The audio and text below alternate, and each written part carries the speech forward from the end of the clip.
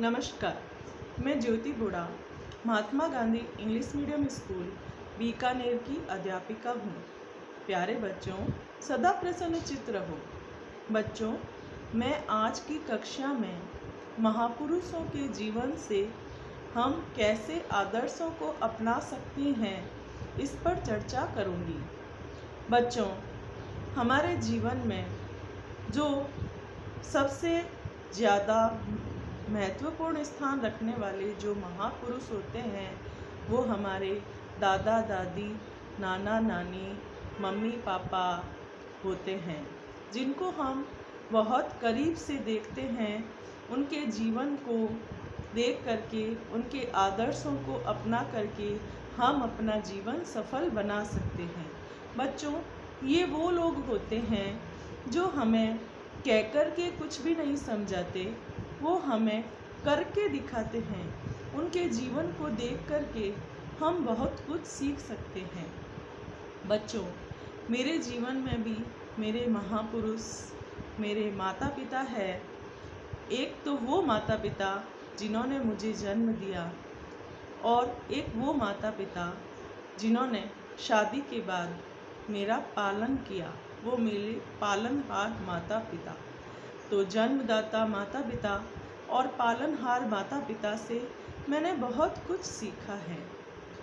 तो बच्चों, आज मेरे जन्मदाता पिताजी की पुण्यतिथि है।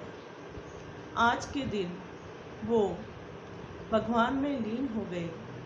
पहले वो अपने कर्मों के द्वारा हम बच्चों को सिखाते थे, अब वो हमारे कर्मों को देख रहे हैं। तो बच्चों, हमारा फर्ज है कि हम उनके आदर्शों को अपनाएं और अपने जीवन को सफल बनाएं।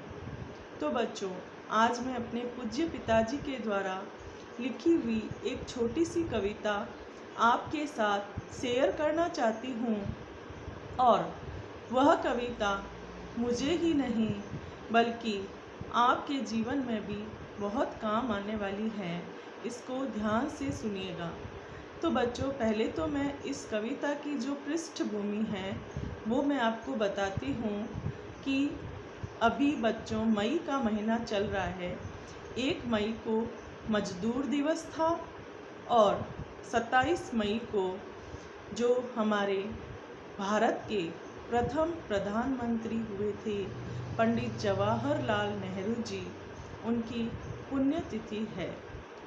और बच्चों, इसी मई के महीने में मेरे पिताजी की पुण्यतिथि। तो बच्चों, वो मजदूरों और वो प्रधानमंत्री जी को समर्पित करते हुए मेरे पिताजी ने यह कविता लिखी थी। पर आज मैं इस कविता को अपने पिताजी को समर्पित करती हूँ।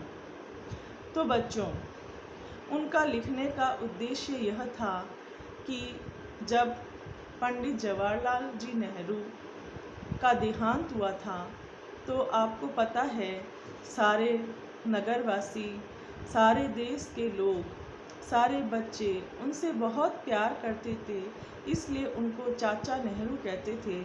तो उनके जैसे ही भगवान जी के पास जाने की खबर आई तो पूरा देश शोकाकुल हो गया। उस समय कारखाने में एक मजदूर काम कर रहा था। तो उस मजदूर ने सोचा कि जैसे पूरे देश के लोग उमड़ पड़े हैं उनको श्रद्धांजलि देने के लिए, तो मैं भी जाऊं। लेकिन वो अपने कर्म में लगा हुआ था, वह कर्मशील था। उसने सोचा कि मैं अपने कर्म को छोड़ करके कैसे श्रद्धांजलि सभाओं में जा सकता हूँ। तो वो कुछ ऐसा सोचने लगा। उसकी जो सोच थी उस पर यह कविता है। तो बच्चों, मैं आपको वह कविता सुनाती हूँ जो उस मजदूर के विचार थी। तो सुनिए। तुम थे श्रम के सच्चे देवता, तुम थे श्रम के सच्चे देवता, मैं हूँ श्रम का सच्चा पुजारी। मैं तुम्हें श्रद्धांजलि अर्पित करता हूँ, मैं तुम्हें श्रद्धांजलि अर्पित करता हूँ। तुम थे श्रम के सच्चे देवता, मैं हूँ श्रम का सच्चा पुजारी, मैं तुम्हें श्रद्धांजलि अर्पित करता हूँ। तुम थे श्रम के सच्चे देवता, मैं तुम्हें पुष्पांजलि अर्पित करता हूँ, मैं तुम्हें पुष्पांजलि अर्पित करता हूँ। तुम थे श्रम के सच्चे देवता, मैं हूँ श्रम का सच्चा पुजारी, मैं तुम्हें पुष्पांजलि अर्पित करता हूँ।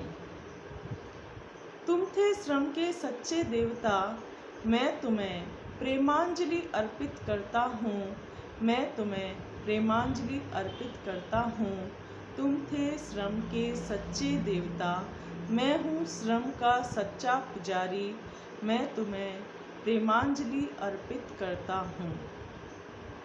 तुम थे श्रम के सच्चे देवता, मैं हूँ श्रम का सच्चा पुजारी, मैं तुम्हें श्रमांजलि अर्पित करता हूँ, मैं तुम्हें श्रमांजलि अर्पित करता हूँ। तुम थे श्रम के सच्चे देवता, मैं हूँ श्रम का सच्चा पुजारी, मैं तुम्हें श्रमांजलि अर्पित करता हूँ। पर यह श्रमांजलि तुम तक पहुँचेगी कैसे? परंतु ये श्रमांजलि तुम तक पहुँचेगी कैसे? इसे पहुँचाएगा तुम तक मेरे परिश्रम का धुआं, और तुम्हें ये बतलाएगा कि कितना श्रम किया है मैंने, कितना श्रम किया है मैंने।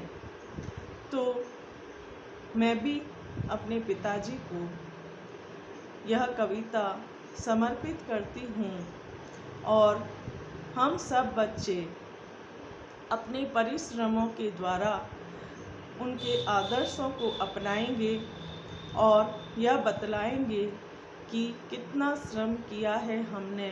हम सब श्रमांजलि अर्पित करते हैं, हम सब श्रमांजलि अर्पित करते हैं। धन्यवाद।